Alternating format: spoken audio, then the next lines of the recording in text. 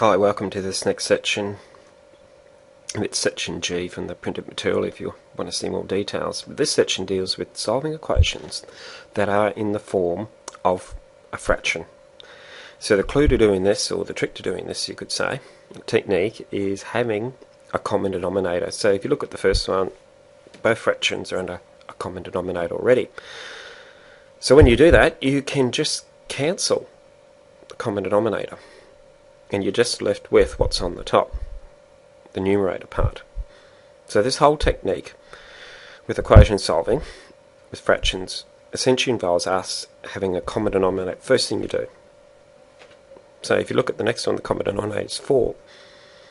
So that means that the fraction on the right hand side there needs to be over 4. So multiply top and bottom by 2, and there you are, common denominator is now 4. They're both under 4. You can just cross out the denominator, and there you are, there's your answer, 6. So let's look at the next one.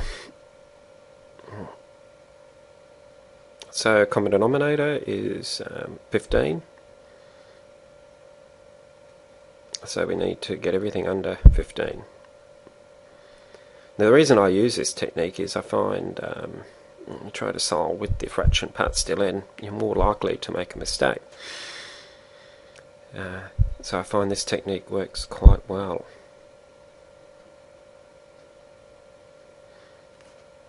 So once again we're under 15 now, so you can cross out the denominator.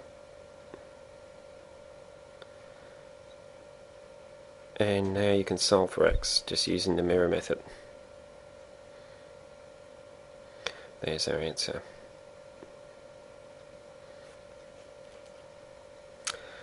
So let's look at the next one. Now this one here is a little bit harder. Common denominator is 4.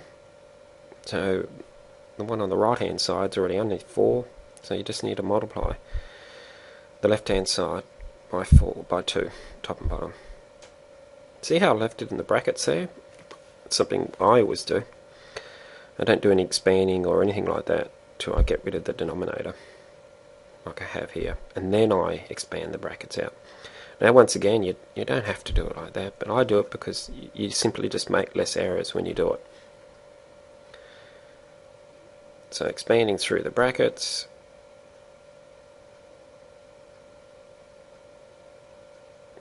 okay, now just solve using the mirror method. Yeah, collect like terms.